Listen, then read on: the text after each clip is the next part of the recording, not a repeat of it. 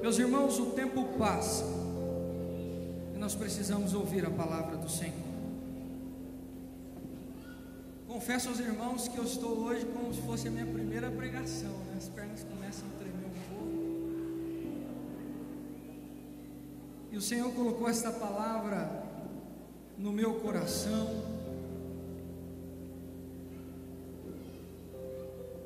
para falar com os irmãos. Mas antes quero agradecer a Deus, o autor e consumador da minha vida, a minha esposa, o amor da minha vida, aos meus obreiros, companheiros, meu ombro amigo, a esta igreja, a razão de eu estar aqui. Meus irmãos, eu gostaria de compartilhar com os irmãos uma mensagem que Deus colocou no meu coração. Talvez você estivesse esperando uma outra mensagem, mas Deus entrega aquilo que Ele quer, e eu tenho que entregar esta palavra. Abra sua Bíblia em Gálatas capítulo 6 e versículo 17. Gálatas capítulo 6, versículo 17. Quero agradecer aos músicos, aos irmãos que estão na cozinha, que ninguém vê, mas que trabalharam desde as 7 da manhã para que você tivesse um banquete após o culto. Que Deus abençoe cada um dos nossos irmãos. Gálatas capítulo 6, versículo 17.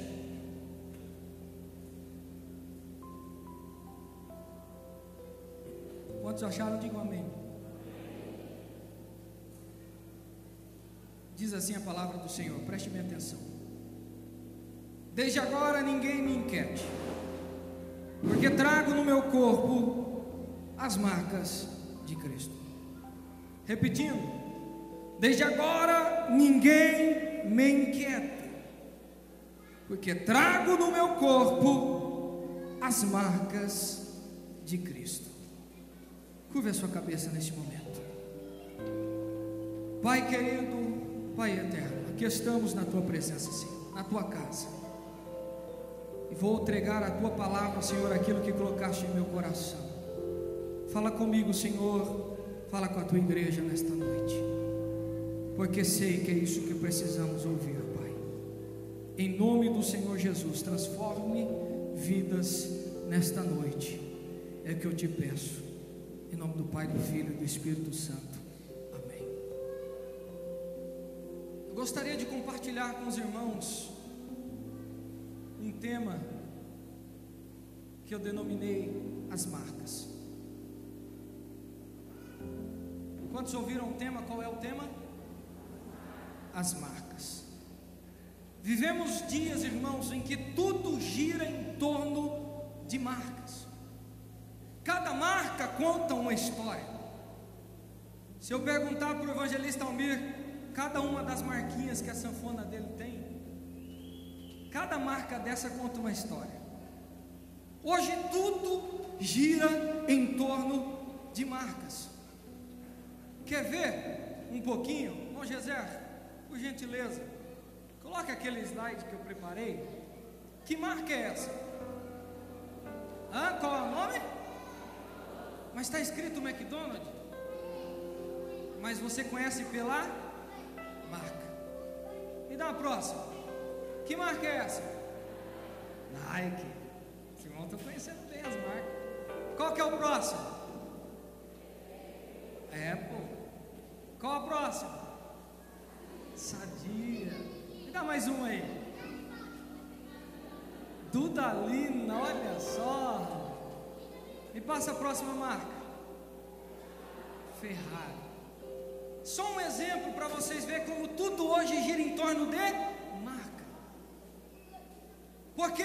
Porque as marcas dizem mais do que palavras. Quando você cria um negócio, quando você cria algo, você cria uma marca. Por quê? Porque você quer que essa marca fique registrada no pensamento das pessoas.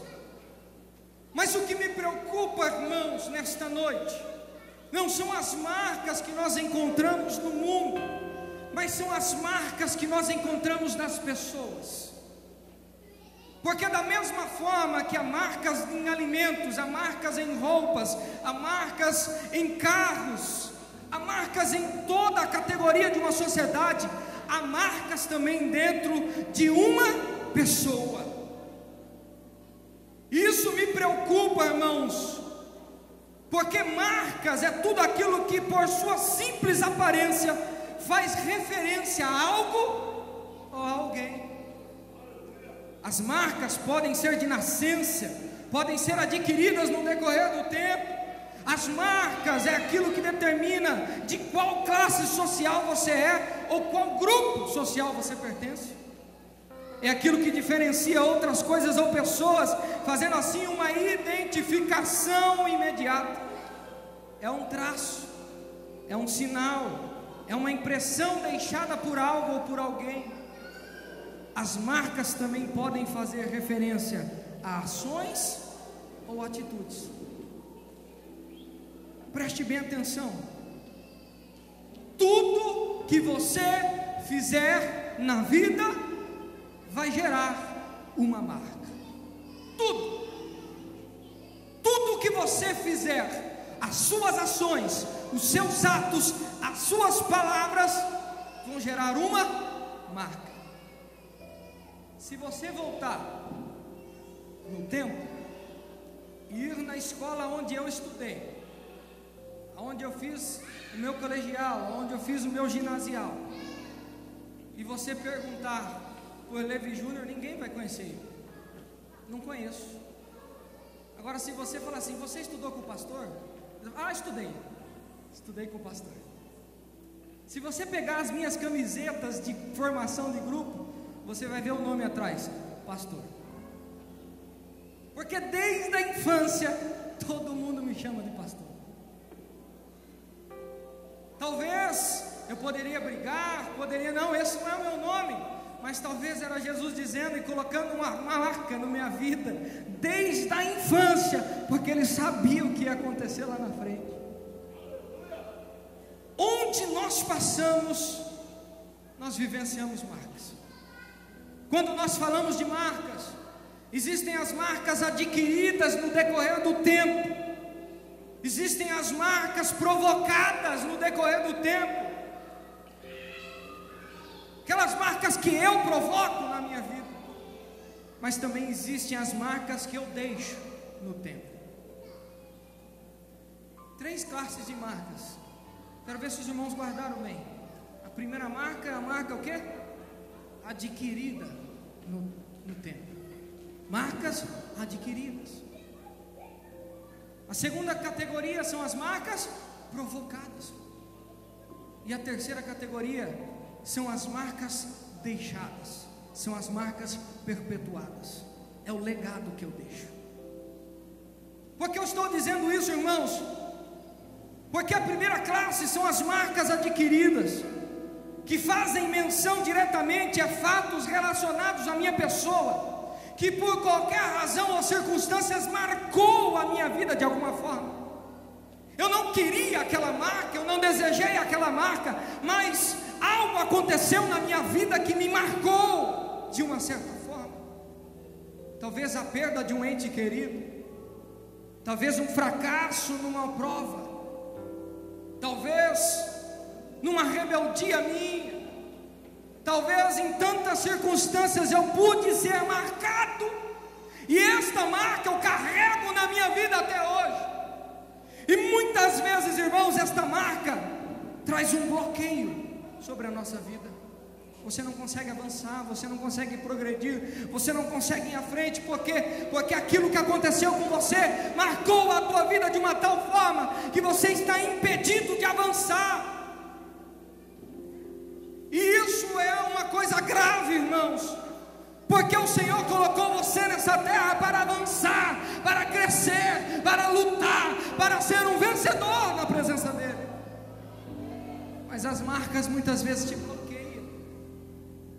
Talvez foi uma separação dos pais ainda precoce, te marcou. Você não consegue constituir uma família porque você não sabe o que é um amor familiar. Talvez o teu pai ou a tua mãe abusou de você quando você ainda era infanto. e isso te marcou de alguma maneira. Sabe, irmãos, quando eu olho para estas marcas adquiridas no tempo, eu lembro de Ana e lembro de Penina. Diz a palavra do Senhor em 1 Samuel capítulo 1 verso 6: e a sua rival excessivamente a provocava para irritar, porque o Senhor lhe tinha cerrado a mão. Você já imaginou uma mulher que não tinha filhos, mas o seu esposo tinha uma concubina, e essa concubina ficava dia após dia na sua cabeça, irritando ela, provocando ela, porque ela não tinha filhos? Aquilo marcou a vida dela de uma tal forma que ela não conseguia avançar ou progredir. Marcas que foram deixadas na vida daquela mulher, marcas que ela nunca quis, marcas que ela nunca provocou, marca que ela nunca quis ter sobre a sua vida, mas ela recebeu. Sabe, irmãos, quantas vezes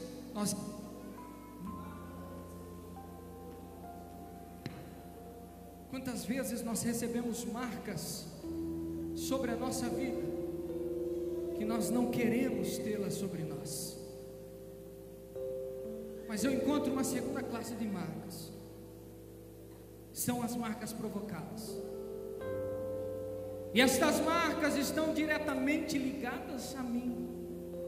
Eu provoquei elas, com as minhas ações, com as atitudes. São aquelas que por nossas ações fazem com que tais marcas passem a fazer parte da nossa vida. Você procurou elas, você adquiriu elas, você deixou que ela fizesse parte de você. Sabe, irmãos, quando eu olho para tais marcas, eu vejo que estas marcas, elas são evidentes na vida de uma pessoa. Quando você lê a palavra do Senhor Jesus e você vai para Jacó, a primeira coisa que você lembra é que ele enganou o seu pai. Uma marca ele deixou, uma marca ruim. Quando você vai para a palavra do Senhor e você olha para Pedro, todo mundo lembra que ele negou Jesus. Quando você vai para a palavra do Senhor e olha os filhos de Eli, eles ficaram marcados pela sua imoralidade, pelas suas atitudes imorais para com o Senhor. Quando você olha para Sansão, você vê Sansão marcado pela quê? Pela sua desobediência. Marcou a sua vida. Aonde quer que ele vá, ele será lembrado pelas suas ações e atitudes. Sabe, irmãos, tais marcas que nós provocamos, e nós temos que tomar cuidado com isso, podem ser carregadas pela vida inteira, por causa das nossas ações. Tem um rapaz que foi amigo de escola, que até hoje ele é conhecido como o mentiroso, porque ele mentia por tudo, e até hoje todo mundo conhece ele como o mentiroso. Talvez ele tenha mudado, talvez ele tenha mudado as suas atitudes, talvez ele tenha mudado a sua forma de ser, mas ele é conhecido como o mentiroso. Por quê? Porque ele deixou uma marca na sua vida. Ele deixou uma marca ruim na sua vida. Mas o que me preocupa nesta noite não é esta classe, e sim uma terceira classe de marcas, que são as marcas deixadas ou perpetuadas.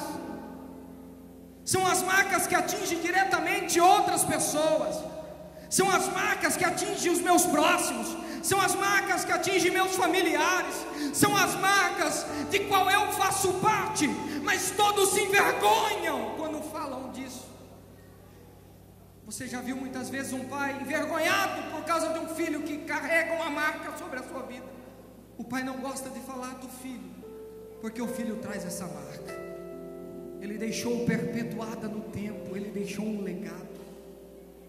É interessante, irmãos, que esta marca que se perpetua no tempo envolve todas as demais marcas.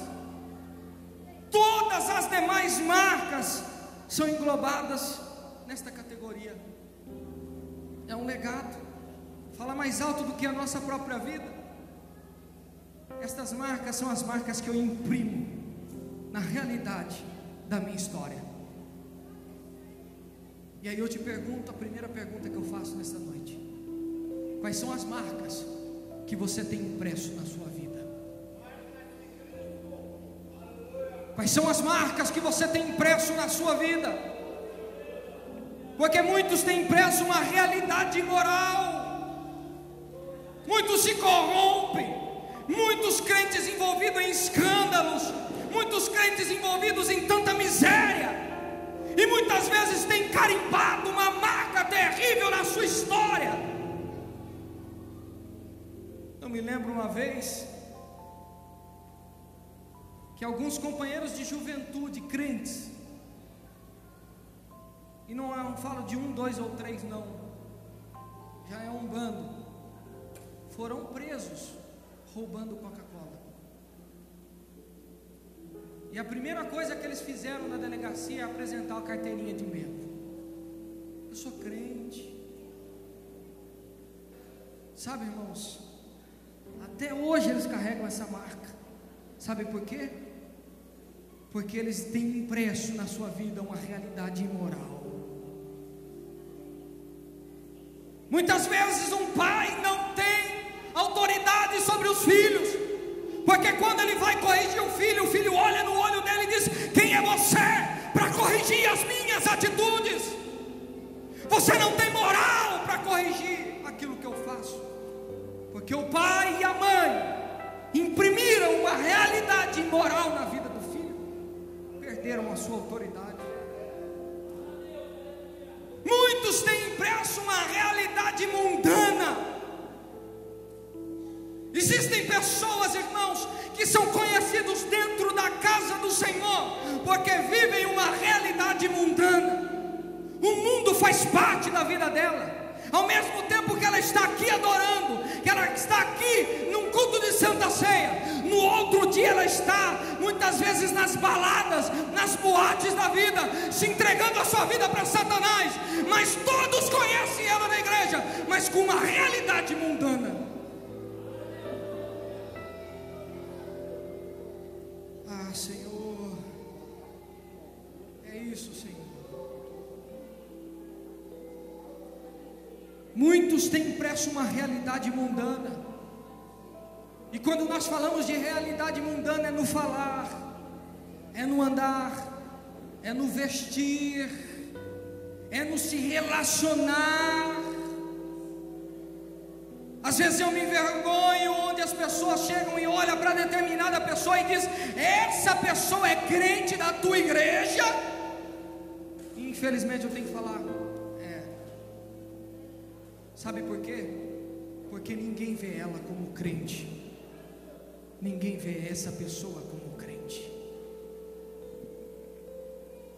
O salmista diz: bem-aventurado o homem que não anda segundo o conselho dos ímpios, nem se assenta à roda dos escarnecedores. Mas pastor, eu só estava ali perto. Pastor, eu só estava ali na roda. Se você está numa roda de pecador, é porque você é pecador também. Se você está numa roda de ladrão, é porque você é ladrão também. Se você está numa roda de promiscuidade, é porque você é uma pessoa promíscua também.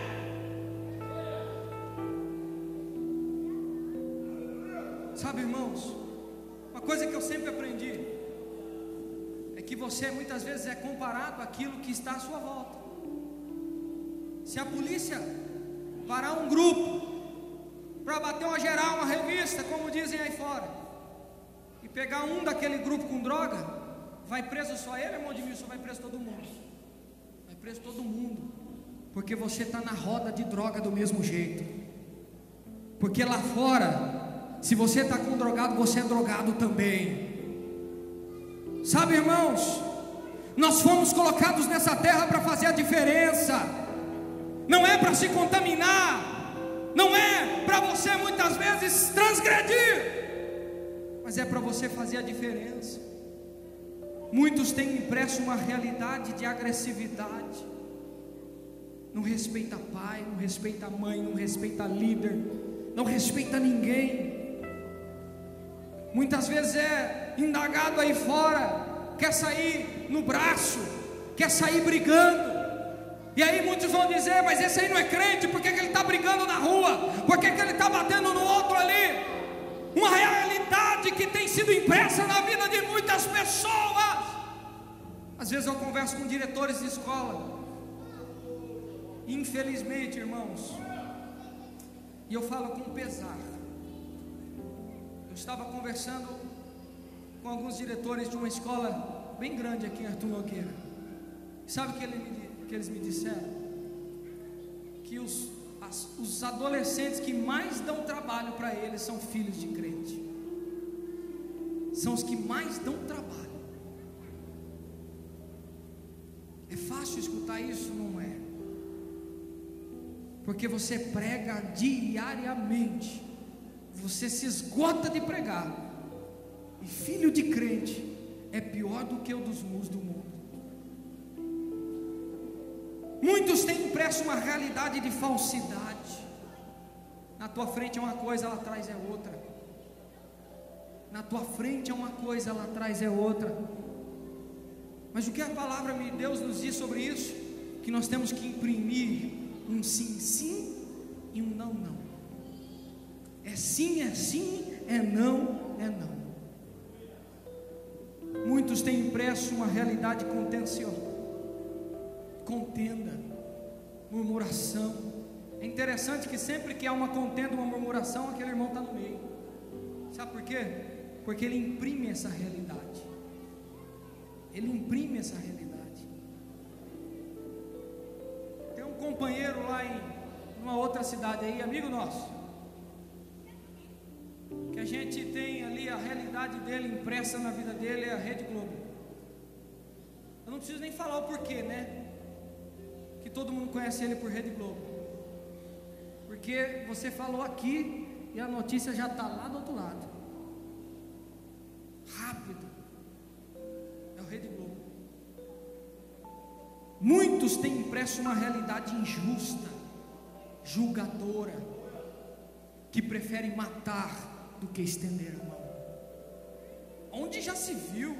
O pastor tinha que fazer assim, o pastor tinha que matar, o pastor tinha que excluir, o pastor tinha que derrubar, o pastor tinha que pisar em cima. A palavra de Deus diz que o pastor tem que segurar a ovelha e levantar ela. Não adianta você querer uma coisa se a Bíblia manda outra. O povo queria apedrejar aquela mulher, mas Jesus disse: levanta e não peques mais. Jesus ajudou, Jesus estendeu a mão, Jesus levantou. Chega de julgar, chega de apontar o dedo, chega de falar mal do teu irmão. Levanta ele em nome de Jesus. Levanta ele, toma vergonha na cara e levanta ele. Ao invés de você ficar falando pelas costas dele, matando aquela alma, matando aquela irmã, matando aquele irmão. Não, sabe, eu vou fazer totalmente ao contrário. Eu vou lá e vou estender a minha mão para ele e vou dizer: companheiro, eu estou aqui para te ajudar. Vamos orar junto, vamos jejuar junto, vamos buscar uma solução junto.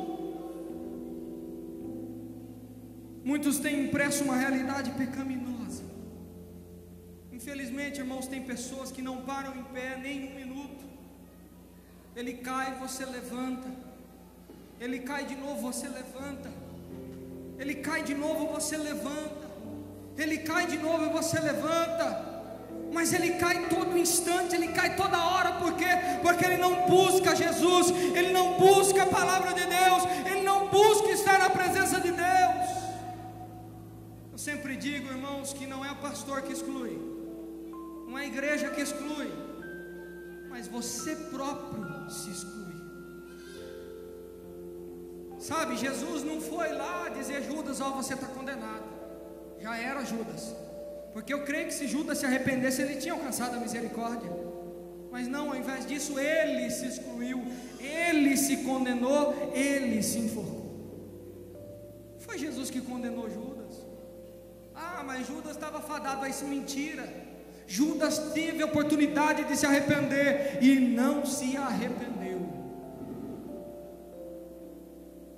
Qual é o resultado de tudo isso, irmãos? Quando todas essas marcas fazem parte da nossa vida.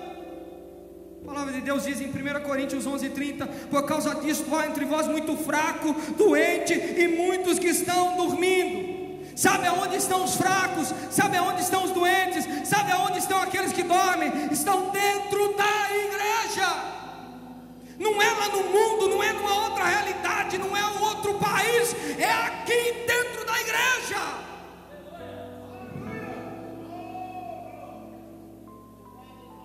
Mas o que me consola nesta noite é que o Senhor quer mudar essa realidade. Eu vou repetir. O que me consola, o que me dá esperança nesta noite, o que faz com que eu continue pregando a palavra de Deus, é porque Deus quer mudar essa realidade. Arthur Nogueira, Deus vai mudar essa realidade. Mas sabe o que eu vejo?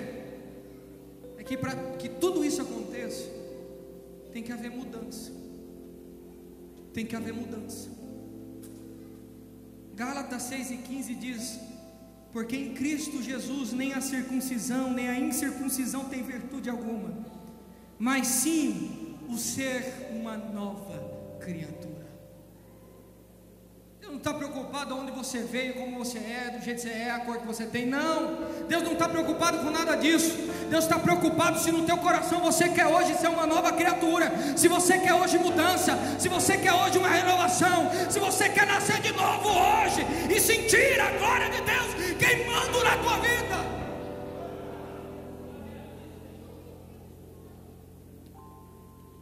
Sabe por quê, irmãos? Porque Cristo requer marcas. Cristo pede marcas. Cristo chama marcas. E quando eu olho para a palavra de Deus e pergunto ao Senhor: mas Senhor, quais são as suas marcas? Porque o mundo tem impresso a marca dele.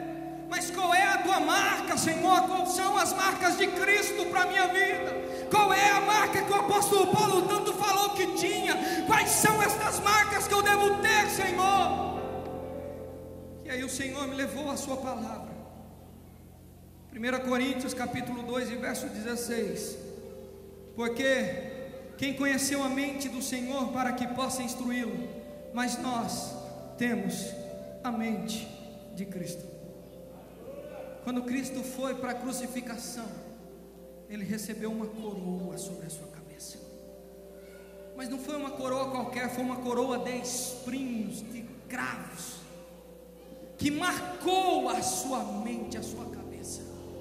Aquela coroa marcou a sua cabeça. E eu consegui compreender isso, irmãos, que o crente verdadeiro, a primeira marca que ele tem que mudar é na sua cabeça, é na sua mente. Porque Deus quer que você tenha a mente de Cristo, que você olhe como Cristo, que você pense como Cristo, que você fale como Cristo, que Cristo mude a tua mentalidade. Porque o crente que não tem a mente de Cristo, ele só vê derrota, ele só vê buraco, ele só vê fracasso. Mas o crente que tem a mente de Cristo, ele vê vitória, ele vê lançamento, ele vê caminho, ele vê grandes coisas acontecendo. Quem não tem a mente de Cristo vai chegar aqui: pastor, mas pastor, complicado. Olha, tem gigante, tem guerra, tem isso, tem aquilo. É o que nós mais encontramos: pessoas colocando empecilhos, pessoas colocando dificuldades, pessoas colocando obstáculos. Mas eu quero encontrar pessoas que têm a mente como Josué e Caleb, a mente de Cristo, que ele fala: nós vamos romper, nós vamos vencer, nós vamos guerrear, nós vamos possuir aquela terra. Pastor, vai ser difícil, mas nós estamos juntos e vamos vencer. Sabe, é assim que tem que ser o crente. Devemos ter a mente transformada, não uma mente corruptível. O Senhor diz que eis que tenho pensamentos de bem e não de mal. Eis que penso bem de vós e não mal. Mas tem pessoas que tudo ele pensa o mal. O pastor diz um negócio, olha, o pastor está falando para fulano de tal, o pastor prega outro negócio, ele está falando para fulano de tal, o pastor prega outro negócio, está falando para o irmão lá no fundo. Não, Deus está falando é com você, minha irmã, meu irmão. Muda a tua mente, muda a tua mentalidade, muda o teu pensamento. Deus está falando com você.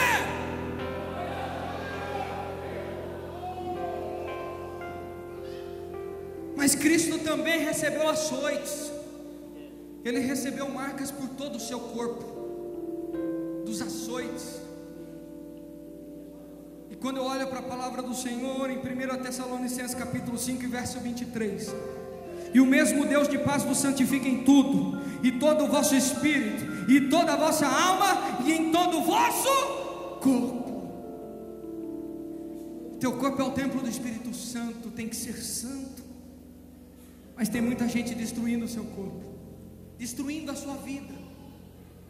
Não consegue mais reconhecer as marcas de Cristo no seu corpo. Todo mundo faz o que quer ou deixa de fazer. Começa a namorar hoje e o camarada já pode possuir o templo de Deus da forma com que ele quer. Já não tem mais pudor, já não tem mais nada disso. Deus está te dizendo nesta noite que o teu corpo pertence a Ele, é o templo de Deus. Santifique o teu corpo nesta noite, porque Deus está aqui dizendo isso. Cristo foi pregado e recebeu marcas sobre as suas mãos. 1 Timóteo capítulo 2 verso 8 diz: quero pois que os homens orem em todo lugar, levantando mãos santas, sem ira e sem contenda. Mãos santas. Não vem meter essa mão cheia de pecado no corpo de Cristo. Não venha colocar a sua mão contaminada na presença de Deus. Mas hoje você pode aclamar ao Senhor que santifique as suas mãos. Eu não sei onde você tem botado a tua mão, eu não sei o que você tem feito com a tua mão, mas hoje Deus pode mudar esta realidade. A tua mão tem que ser santa.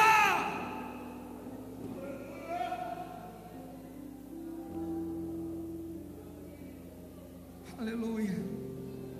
Sabe por que as mãos são tão importantes? Sabe por que as mãos são tão importantes? Porque todas as vezes que Cristo curou, Ele usou as mãos. Você quer milagre, você vem orar e os obreiros impõem o quê? As mãos. Se você pode nesta noite, estenda a sua mão assim e profetize sobre a sua vida através destas mãos, Senhor. Repita comigo: através destas mãos, Senhor, o Senhor vai curar muita gente. O Senhor vai batizar com o Espírito Santo. O Senhor vai operar milagres. Todos verão que eu tenho Cristo nas minhas mãos. Oh, aleluia, glória a Jesus. Mas Cristo recebeu também os cravos sobre os seus pés. Os pés é o único jeito de nos locomover, é onde nos leva. Ah, pastor, eu não sei o que me deu, mas quando eu vi eu já estava lá. Sabe o que é que te levou? Seus pés. Sabe por que te levou? Porque os seus pés não são os pés de Cristo. Os seus pés não têm as marcas de Cristo. Porque se nos seus pés tivessem as marcas de Cristo, na hora que você fosse para o mal, o seu pé ia dizer: não, fica aí, porque tem marca de Cristo aqui. Vamos lá, é rapidinho, ninguém vai ver, teu pastor está lá no culto. Vamos lá, nenhum irmão vai ver. Você pensa que está escondendo de quem? De Jesus ninguém esconde nada. Ele sabe aonde o teu pezinho está pisando, Ele sabe aonde o teu pezinho está indo, Ele sabe aonde os seus pés estão te levando. Você não tem muitas vezes a marca de Cristo nos seus pés, porque aquele que tem os pés de Cristo, diz a palavra do Senhor, que não tem vento de variação que leva ele está firmado, ele está no lugar certo. Todos querem ir, mas ele está lá. Não, eu vou adorar, eu vou ficar, porque Jesus está aqui nos meus pés.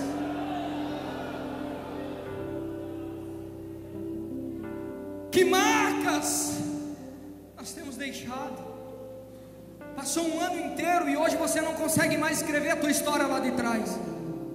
Mas hoje você pode olhar para trás e ver qual marca você deixou neste ano de 2014. Será que foi uma marca ruim? Será que foi uma marca de destruição? Será que foi uma marca de corrupção? Será que foi uma marca ruim na tua vida? Ou será que hoje você pode levantar a mão para o céu e dizer: Senhor, eu ganhei almas para Deus. Senhor, eu ganhei almas para o teu reino. Senhor, eu abracei pessoas quando estavam caídas. Senhor, eu estendi a mão ao caído. Senhor,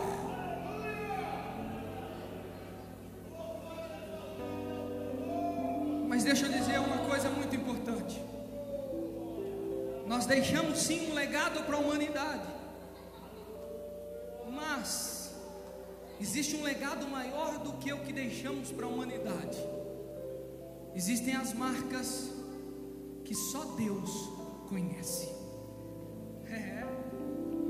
Então, cutucando o irmão que está ao teu lado, diz assim: ó, existem marcas na sua vida que eu não conheço, mas Deus conhece. Sabe por que eu estou dizendo isso? Porque existem marcas que nós deixamos para Cristo, nós deixamos nas mãos dele. E aí, irmãos, eu quero ler uma passagem que está no Evangelho de Marcos, capítulo 14, versículo 3 ao versículo 9. Marcos 14, versículo 3 ao versículo 9. Nós já estamos raiando a um novo ano na presença de Deus. Olha que coisa linda você sentir a glória de Deus raiando um novo ano.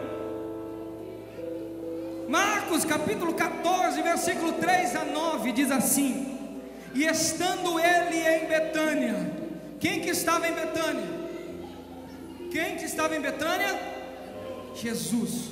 Assentado à mesa em casa de Simão, o leproso, veio uma mulher que trazia um vaso de alabastro com unguento de nardo puro, de muito preço.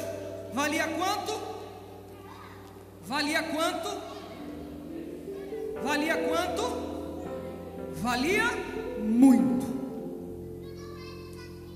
E quebrando o vaso, lhe derramou sobre a sua cabeça. E alguns, ouvem em si mesmos, se indignaram e disseram: para que se fez este desperdício de unguento? Porque podia vender-se por mais de 300 dinheiro, dá-lo aos pobres, e bramavam contra ela.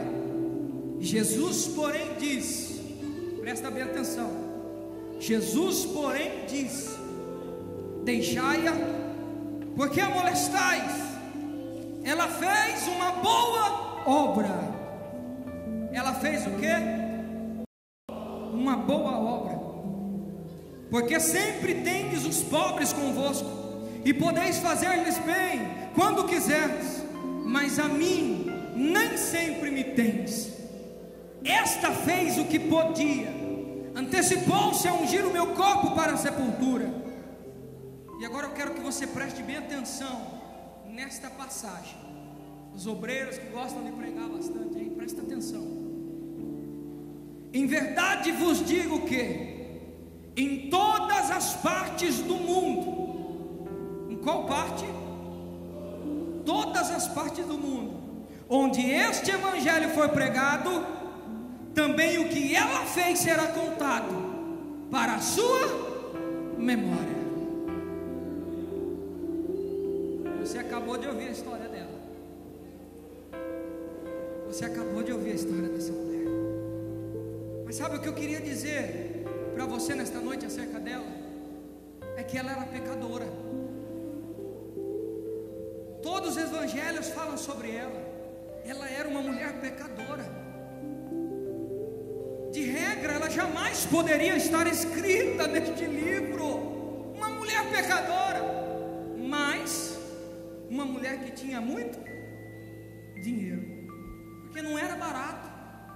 Ela tinha dinheiro, ela tinha posse, ela tinha como comprar um nardo caro, uma oferta caríssima. Ela tinha como adquirir. Talvez todos conheciam aquela mulher como uma mulher fútil, como uma mulher que esbanjava dinheiro, como uma mulher que gastava dinheiro ao seu bel prazer, como uma mulher egoísta. Todos poderiam taxar ela de várias maneiras, mas aquela mulher olhou para dentro de si e disse: eu não quero escrever a minha história da forma com que eles dizem que eu sou, conforme eles dizem que eu acho, mas eu quero escrever uma história diferente. Eu quero que todos conheçam eu, não porque eu tenho dinheiro, não porque eu tenho posse, não porque eu gasto, não porque eu esbanjo, não porque talvez eu seja egoísta, mas eu quero que conheçam eu como uma pessoa diferente. E aí ela passa a escrever uma nova história. Ela vai lá na loja e pega um alto valor e diz: eu quero um nardo mais puro que você tiver. Mas é caro. Você já foi numa loja e pediu um objeto e o vendedor olha para você e diz assim: é caro, viu? E aí você olha para ele e diz: eu quero. Já aconteceu isso? Talvez aconteceu isso com ela. Ela fala: eu quero o óleo mais caro que você tem.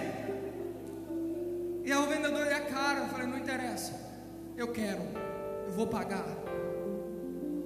E não pagou no cheque predatado, não, foi à vista. Passou o cartão, caiu na hora. Pegou aquele nardo puro. E sabe por que eles conheciam que é puro, puríssimo, Luciano? Porque o vaso era raro. O vaso era caro. Quando se carregava um puro nardo, o vaso era algo precioso, porque carregava algo precioso dentro dele. Quando olharam o vaso que ela carregava nas mãos, já disseram: opa, não é qualquer vaso não, é um vaso de puro nardo. Não é qualquer vasinho não, é um vaso caro. E ela entra na onde ela não é bem-vinda. Ela adentra um átrio de uma residência, aonde ninguém queria ela lá, aonde todos julgavam ela, aonde todos tinham uma má impressão dela. E ela quebra o vaso caro e despeja sobre a cabeça de Jesus. Sabe, irmãos, ali ela escreveu uma nova história. Repita comigo: ali ela escreveu uma nova história. Quando ela quebra o vaso, derrama sobre a cabeça de Jesus, o povo começa a recriminar ela. Onde já se viu gastar um dinheiro desse? Gastou uma alta fortuna, poderia ter vendido, poderia ter dado aos pobres, poderia fazer tanta coisa com aquele dinheiro. Mas eles não compreendiam que aquele dinheiro, que aquele nardo, que aquele vaso era a mudança de vida daquela mulher, era a mudança de história, era um novo começo, era um novo rumo, era uma nova história daquela mulher. Jesus manda parar. Pode parar de cochear, pode parar de falar, pode parar de vir conversinha. Não vem com contenda, não vem com murmuração, porque uma boa obra fez esta mulher. Sabe o que ele diz? Em todas as partes do mundo. Foi só em alguns lugares? Foi só em Jerusalém? Foi só em Betânia? Foi só em Betânia que ela ficou conhecida? Não, foi aonde? Por todas as partes do mundo inteiro. Todo mundo aonde este evangelho foi pregado conhecerá o que esta mulher fez para a sua memória. Se fosse nos dias, num dia de hoje, ele ia dizer assim: ó, todo mundo vai conhecer essa mulher, todo mundo vai ouvir falar dela, todo mundo vai ouvir falar o que ela fez. Sabe por quê? Porque hoje fica marcado na vida dela este ato de fé. Sabe o que eu quero dizer para você nesta noite? É que hoje, ao romper da aurora, ao romper demais este ano, você pode tomar uma decisão decisão que vai marcar a tua história diante de Deus, que vai mudar a tua vida, que vai mudar a tua trajetória, que todos vão deixar de conhecer você como você era, mas passam a te conhecer como você é na presença de Deus hoje. Para isso eu quero que você se coloque de pé. E não tem outro jeito. Não tem outro jeito. Porque aquela mulher rompeu preconceitos. Ela rompeu, ela entrou onde ninguém queria ela, onde ninguém queria ver a presença dela. Ela entrou, mamãe. Ela foi intrusa. E ela veio até os pés de Jesus. Então quero dizer para você nesta noite, que tem tantas marcas pela tua vida, mas que talvez você queira esquecer, e você quer marcar a tua história com algo bom, com algo diferente. Eu convido a você vir aqui neste altar, romper a aurora, romper os preconceitos, romper a vergonha, e se entregar na presença dele, e dizer: Senhor, eu quero escrever uma nova história. Vamos, irmão, rapidinho. Se você quer, venha. Se você quer, venha.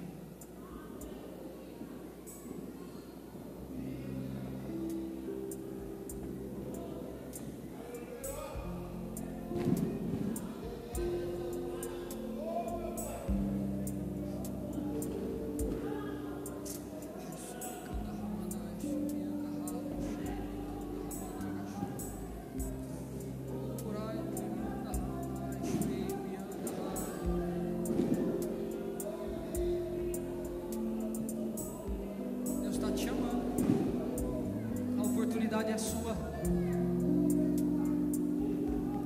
a oportunidade é sua, as marcas são suas. Deus sabe tudo que você fez, tudo que você tem feito, as marcas que você tem deixado. Você pode mudar tudo isso. Você pode mudar tudo isso. Tantos te conhecem de tantas maneiras, mas hoje pode mudar essa história.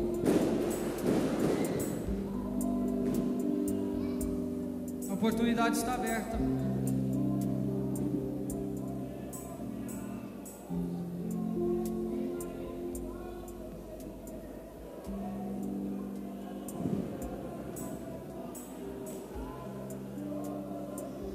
Jesus está escrevendo novas histórias hoje. Você pode mudar a sua história.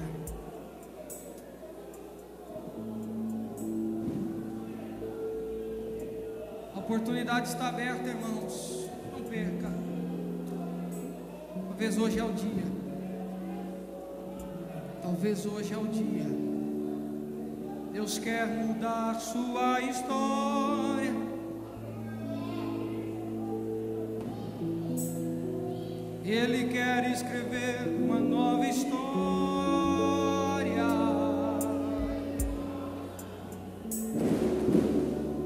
Abra o livro da sua vida, entregue a Ele, para Ele escrever uma nova história. 2014, você escreveu sua história. Mas 2015 você pode entregar na mão deles, e Ele pode escrever o seu 2015. Faça uma escolha agora.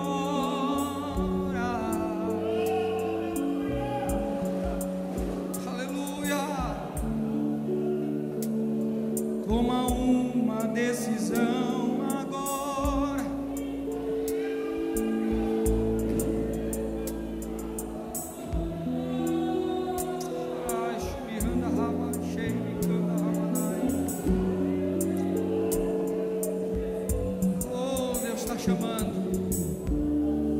Deus está te chamando. Deus está te chamando agora.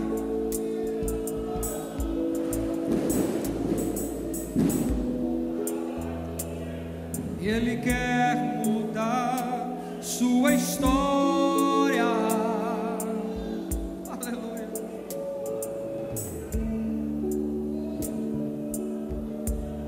Antes de eu orar por você, preste bem atenção.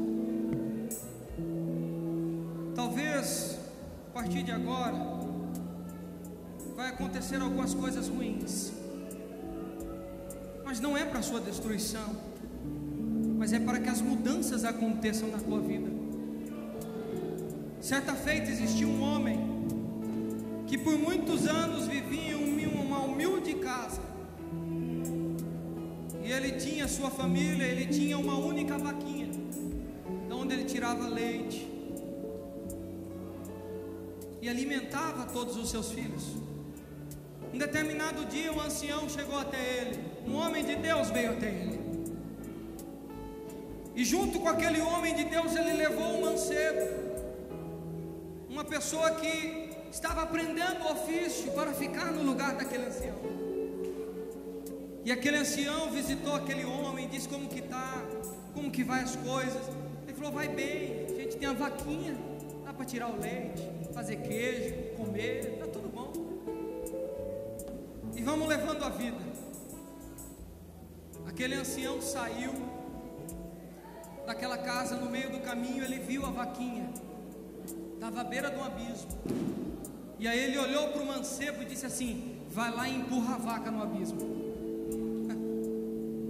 Mas peraí, o mancebo olhou para mim: peraí, o rapaz só tem uma vaquinha, você vai derrubar a vaquinha dele no abismo, ele vai perder a vaca.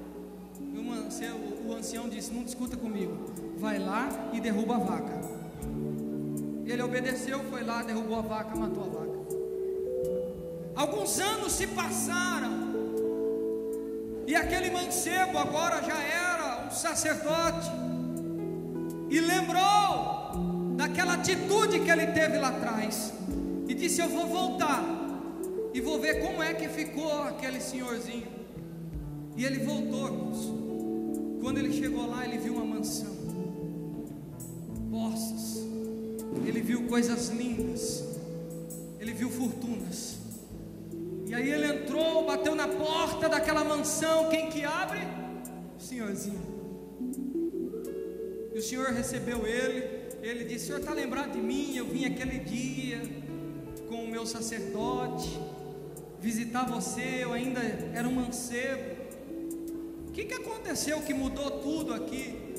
E aquele homem disse: sabe, naquele dia que vocês vieram aqui, infelizmente aconteceu um acidente, e eu perdi a minha vaquinha, que me dava o leite, que me dava o queijo, e aí eu tive que começar a trabalhar, eu tive que começar a plantar, eu tive que começar a usar a minha terra, eu tive que começar a usar a minha cabeça, eu tive que pôr meus filhos para trabalhar, eu tive que começar a mudar as coisas, e o Senhor me abençoou, e eu tenho tudo que tenho.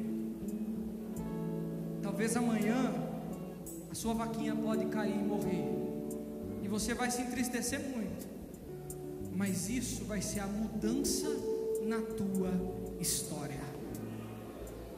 Se você crê, diga amém. Estenda sua mão aqui à frente, igreja, e oremos. Eterno Deus e maravilhoso Pai, entregue foi a tua palavra nesta noite, e ao romper desta aurora em mais um ano na tua presença, Senhor, aqui estão os teus filhos que querem escrever uma nova história. Foram marcados pelo tempo, Senhor, escreveram a sua história neste ano, através das suas atitudes restou marcas que jamais serão esquecidas. Mas o Senhor é aquele que escreve uma nova história, o Senhor é aquele que muda o nosso nome, o Senhor é aquele que faz de cada um de nós uma nova criatura.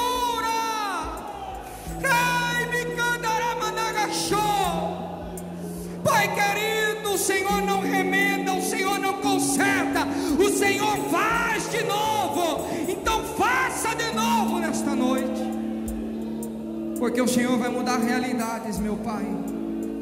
Eu creio que o Senhor vai mudar realidades nesta noite, na vida de cada um dos teus filhos. Talvez circunstâncias ruins virão, mas sabemos diante de Deus que tudo isso é apenas o começo de algo novo que o Senhor vai fazer. Em nome do Pai, do Filho e do Espírito Santo, que está entre nós, Senhor, nesta noite, nós recebemos a mudança e dizemos: escreve a nossa história novamente. Se você crê, diga amém.